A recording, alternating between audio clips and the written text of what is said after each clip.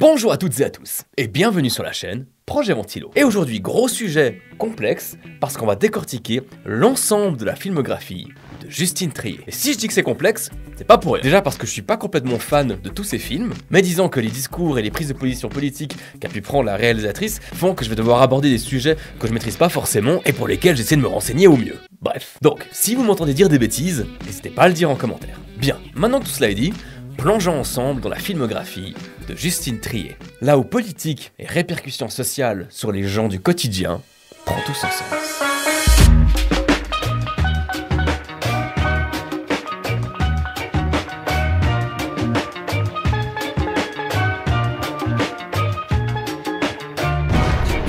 La culture que le gouvernement néolibéral défend est en train de casser l'exception culturelle française. Alors comme d'habitude, on va faire un résumé rapide de chacun de ces films. En 2013 sort La bataille de Solferino. Dans ce premier long métrage, à mi-chemin entre la fiction et le documentaire, on suit Laetitia, une journaliste qui couvre un rassemblement du Parti Socialiste sur le point de gagner l'élection présidentielle. Et c'est ce même jour qu'a choisi Vincent, son ex, et père de ses deux filles, pour se rendre chez elle sans son accord afin de passer du temps avec ses enfants. Et si je dis que ce film est à mi-chemin entre la réalité et la fiction, c'est parce qu'une bonne partie du tournage du film a été faite littéralement le jour de l'élection de François Hollande pendant un rassemblement à la rue Solferino. En 2016, Justine Triet réalise son deuxième long métrage, Victoria, avec Virginie Efira en tête d'affiche. On découvre Victoria Spick, jeune avocate en pleine crise de surménage qui doit gérer ses deux filles, ses sentiments et son métier. Lors d'un mariage auquel elle assiste, une femme est blessée d'un coup de couteau par son compagnon. Le professionnel rentre alors en conflit avec sa vie personnelle, puisque le présumé coupable est un ami de longue date de Victoria qui lui demande de le défendre. Ajoutons à cela son ex, qui écrit un livre et un blog un petit peu trop inspirés de leur vie de couple, et l'arrivée dans sa vie d'un ancien dealer qu'elle avait sorti d'affaires et qui semble fou amoureux d'elle. Beau bordel à gérer. Victoria sera suivie 3 ans plus tard de Sibylle, toujours avec Virginie Efira dans le rôle titre et Adèle Exarchopoulos. Sibylle, c'est une psychothérapeute qui souhaite revenir à sa première passion, l'écriture. Alors qu'elle lâche peu à peu ses passions, Margot, une actrice, débarque dans son cabinet. Et sans le savoir, elle devient peu à peu une véritable source d'inspiration pour Sibylle, qui commence à s'impliquer un petit peu trop dans sa vie. Et c'est en 2023 que vient la consécration, méritée, avec Anatomie d'une chute. C'est au pied du chalet de montagne familiale que Samuel Maleski est retrouvé mort, en dessous de la fenêtre du grenier. On suivra alors le procès qui devra trancher entre deux possibilités. Le meurtre par sa femme, Sandra Voiter, interprétée par Sandra Hüller, ou la possible volonté de la victime de mettre fin à ses jours. Voilà pour les 4 longs métrages que Justine Triet a réalisés. Et comme je vous l'ai dit plus tôt, même si aujourd'hui on va analyser ces films, ça veut pas pour autant dire que je suis complètement fan de tous ces films. À mon sens, la bataille de Solferino commence plutôt bien, mais la fin devient un peu trop réel à mon goût, dans le sens où on enchaîne un peu dispute sur dispute. Alors oui, c'est très représentatif de cette vie de couple qui n'a pas fonctionné et c'est extrêmement bien joué, mais perso, au bout d'un moment, je m'ennuie. Victoria aussi, j'ai pas eu spécialement de plaisir à le regarder. Le pitch me plaît beaucoup, mais de nouveau, je m'ennuie un peu sur la fin et j'ai aussi pas mal de peine à regarder des gens effectuer le coït pendant de longues minutes qu'on sait pas vraiment ce qu'elle avait envie de voir à ce moment. Sibylle, déjà, ça ressort un peu plus du lot pour moi, parce que j'aime beaucoup toute l'idée du film et je trouve qu'on ressent une vraie montée en puissance dans la détérioration mentale du personnage principal. Puis enfin, Anatomie d'une chute, c'est vraiment pas loin d'être un chef-d'œuvre, tant le scénario est bien construit, les dialogues merveilleusement bien écrits, bien joués, c'est bien filmé, et en plus, j'aime quand le film laisse le doute. Donc voilà, effectivement, sur 4 films, il y en a 2 que j'ai pas spécialement aimé, il y en a un que j'ai trouvé pas trop mal, et un que j'ai trouvé vraiment bon. Alors du coup, pourquoi est-ce que je vous parle de Justine Triet aujourd'hui ? Bon déjà, parce que les goûts et les couleurs, les coups et les douleurs. Alors si vous avez un autre avis sur les films, n'hésitez pas à le dire en commentaire. Vraiment, ça m'intéresserait beaucoup qu'on puisse en discuter. Mais aussi parce que même dans les films qu'on n'aime pas, on peut trouver des choses intéressantes à analyser et à décortiquer, ou des thématiques qui nous touchent particulièrement. Et c'est le cas ici. Alors, de quoi qu'elle parle, Justine Triet dans ses films. Au départ de tous ces pitchs de films, il y a un point commun. Et c'est ça qui va nous permettre de commencer notre analyse. Et ce point commun, c'est des relations amoureuses qui ne se sont pas bien passées. Dans la bataille de Solferino, Laetitia et Vincent sont séparés depuis quelques temps et ils ont eu 2 filles ensemble. Mais tous les deux sont incapables de se supporter et sont constamment en conflit. Le moindre quiproquo est prétexte à se disputer. Dans Victoria, l'ex de Virginie Efira profite de leur relation passée pour la discréditer et se mettre en avant au détour d'un blog et d'un livre. Dans Sibylle, cette dernière revit sa propre relation amoureuse au travers de Margot, qui, elle également, est folle amoureuse d'un homme manipulateur. Enfin, dans Anatomie d'une chute, la relation amoureuse est au centre du récit, une vie de couple qui sont modèles vus de l'extérieur, mais qui, si on creuse un tout petit peu, se révèle bien plus complexe. Et c'est ça, la beauté du cinéma de Justine Triet, la nuance et la complexité de ses personnages. Elle nous laisse suffisamment de doutes sur le passé des personnages, sur leurs antécédents de couple, pour ne pas toujours réussir à définir qui est le bon et qui est le mauvais. Parce que justement, les êtres humains sont complexes, ils sont faits de nuances. Alors mettez 2 êtres humains ensemble et vous obtenez un cocktail explosif de complexité. Et malgré le fait que Justine Triet nous montre la complexité et des personnages plutôt gris, on peut remarquer qu'elle s'amuse à mettre en avant un certain type d'hommes. Mais si, vous savez, ces hommes qui parlent fort et qui semblent avoir tout compris de la vie et qui ont déjà tout vécu, que eux sont beaucoup trop forts et qui s'écouteront parler des heures et des heures et des heures, tant ils aiment leur haleine et l'odeur de leur paix. Ces conditions propices exceptionnelles qu'on fait entre les mouvements de marée, la bonne distance du soleil, l'eau liquide, la vie s'est développée sur Terre. Alors que si on prend le Big Bang et pas un point comme ça qui est séparé, mais si on prend un satellite comme le satellite Planck qui observe le rayonnement diffus astronomique, on est entouré par le Big Bang. C'est la plus grande distance. Où qu'on regarde, on est entouré. Du coup, on a très rapidement la sensation d'être dans un œuf. Et du coup, pourquoi pas en extrapolant cette idée que l'univers... ça n'a jamais été aussi illégitime qu'aujourd'hui, peut-être, de publier un livre. Bon, je dis pas ça pour te décourager, mais c'est vrai que t'es peut-être parti au plus mauvais moment quand tu m'as dit il y a 10 ans que tu arrêtais, que tu voulais devenir psy. Ça m'a fait tellement de peine, en fait, je l'ai vraiment vécu comme un suicide. Quand quelqu'un a autant de talent et qu'il le gâche, c'est comme si on m'enlevait quelque chose à moi, tu vois ce que je veux dire? Oui. Je suis désolé, hein, je te parle un petit peu franchement. Non, oui, vas-y. Mais c'est important que tu vois où tu remets les pieds. Là, tu me dis que tu vas t'y remettre, que tu fais le vide autour de toi, etc. C'est super. C'est super, sauf qu'on sait très bien que l'inspiration, toi comme moi, ça n'existe pas, et on sait aussi...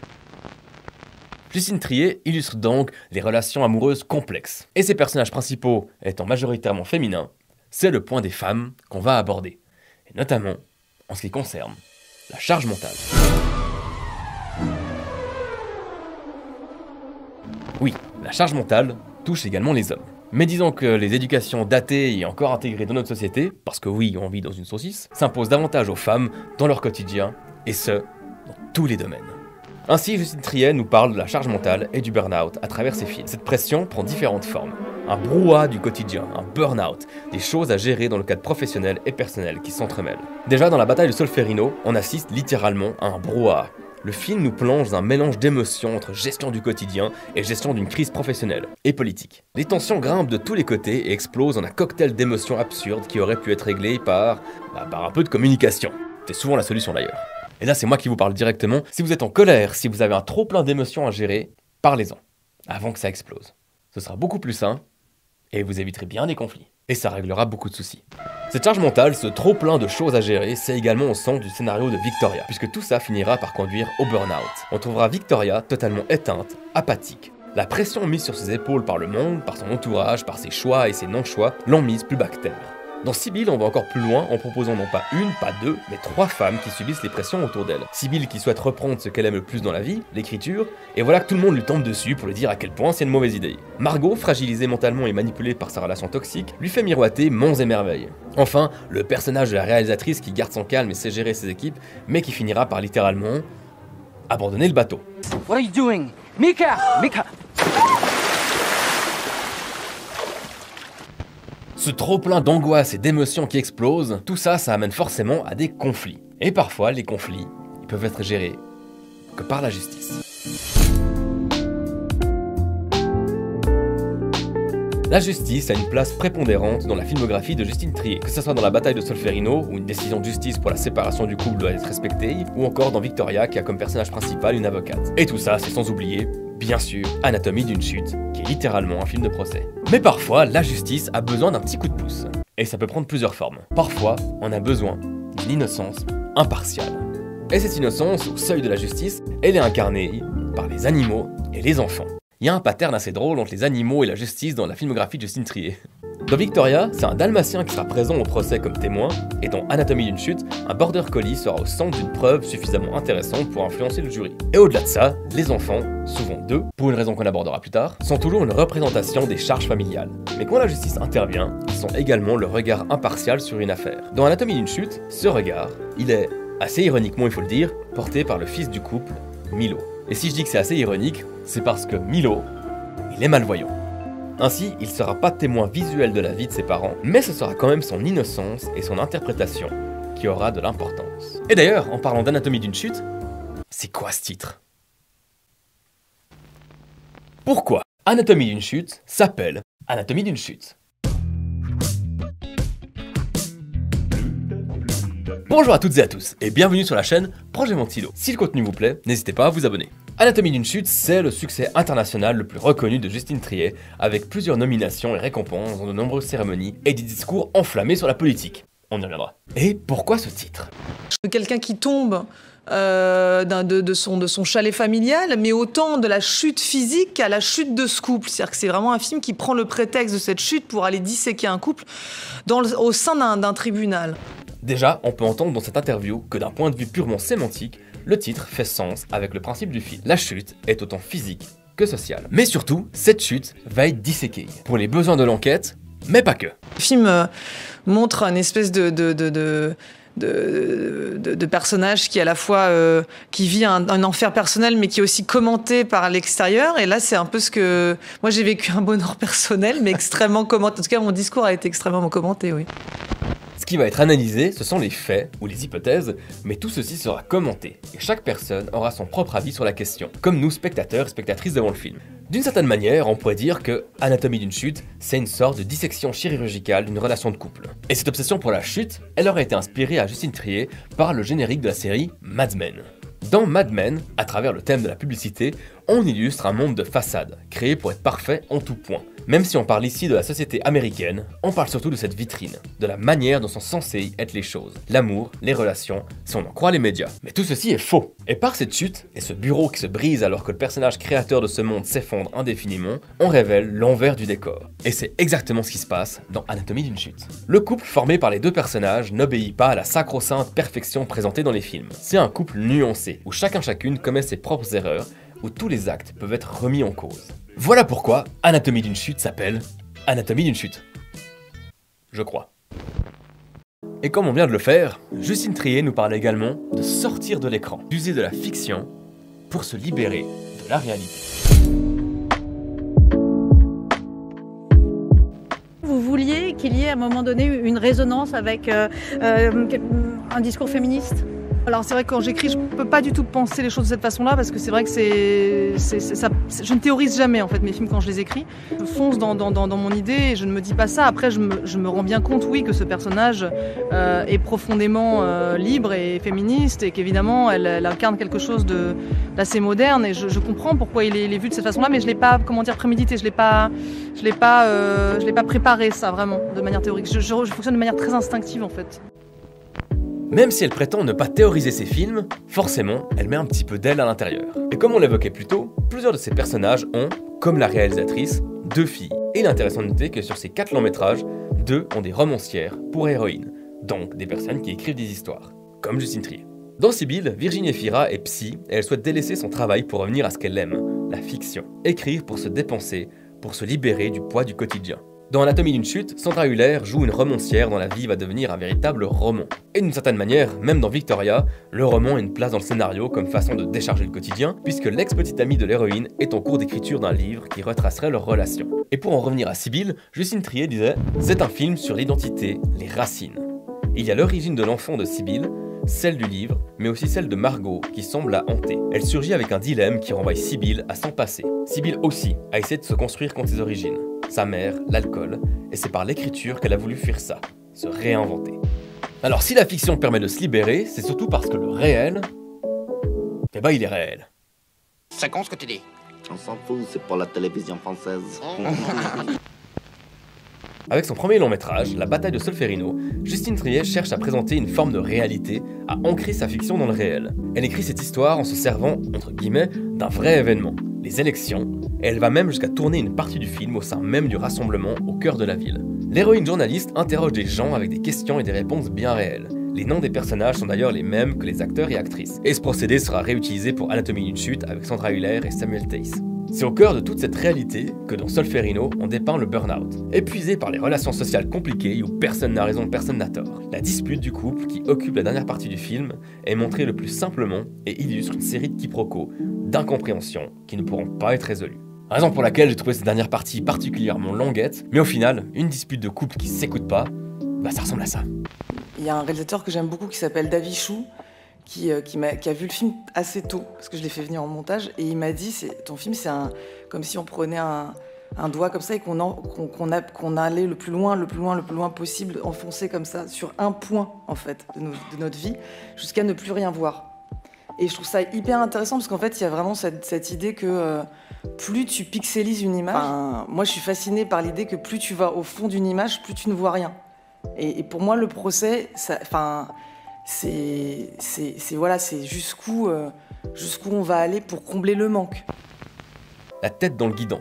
Ne pas chercher à prendre du recul sur une situation. Ne voir que son propre point de vue. Voilà ce qui amène souvent à des conflits. J'en profite pour vous dire, et vous le savez certainement déjà, que la saison 2 de Bref, c'est un petit chef-d'œuvre et qu'elle parle beaucoup de cet aspect-là. Et en plus, il paraît que je ressemble à Ken que j'en dis. Bref. On se focalise sur un seul point, on perd de vue tout le reste, on prend plus de recul, et ainsi naissent les conflits et les polémiques.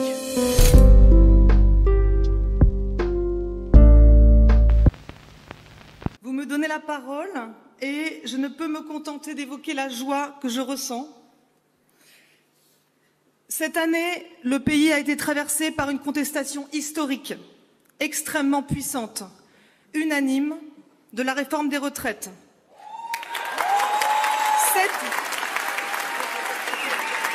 Cette contestation a été niée et réprimée de façon choquante. Et ce schéma de pouvoir dominateur de plus en plus décomplexé éclate dans plusieurs domaines. Évidemment, socialement, c'est là où c'est le plus choquant, mais on peut aussi voir ça dans toutes les autres sphères de la société, et le cinéma n'y échappe pas. La marchandisation de la culture que le gouvernement néolibéral défend est en train de casser l'exception culturelle française.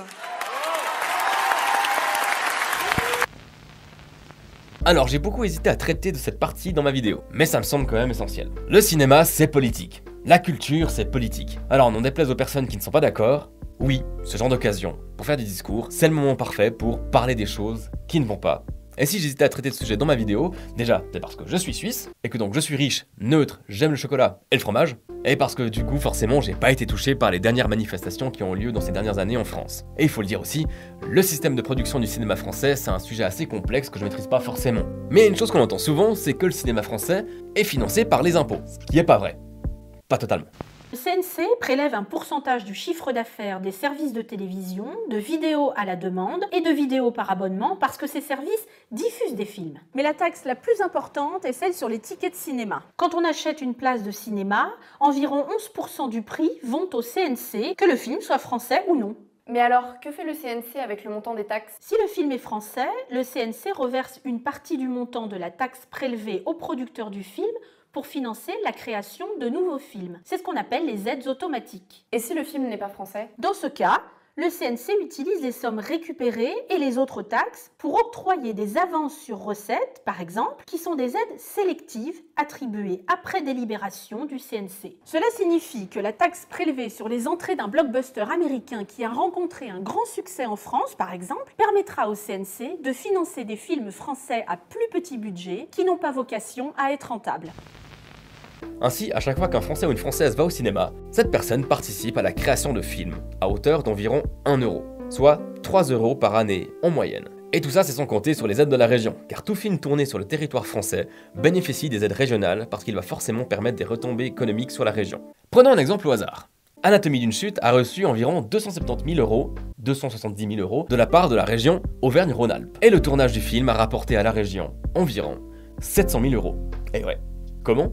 Tout simplement par l'aspect logistique, que ce soit par les hôtels, la nourriture ou même les techniciens engagés sur place. Et dans tout ça, c'est sans compter les financements privés.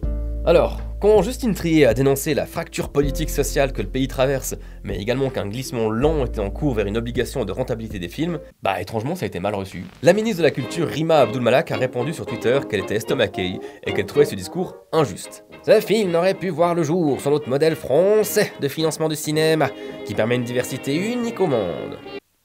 Certes, ce film n'aurait pas pu exister sans le système. Ne mordez pas la main qui vous nourrit, disait Valérie Pécresse. Mais une fois encore, c'est pas parce que quelqu'un a eu le droit à cette aide qu'il ne faut pas dire attention, préservons ce système pour que d'autres puissent également en profiter. Ça s'appelle l'altruisme en fait. Et Justine Triet le dit elle-même dans son discours, ce système sur lequel je ne serais pas là aujourd'hui. Elle ne dénonce pas directement, en tout cas pas en ce qui concerne le cinéma. Tout l'aspect politique qui est autour, par contre, un peu plus. Et en parlant de droit, Justine Triet fait également partie des quelques représentantes qui permettent peu à peu une meilleure égalité au cinéma. Pendant 28 ans, la Palme d'Or n'avait été reçue que par une seule femme, Jane Campion, pour la leçon de piano en 1993.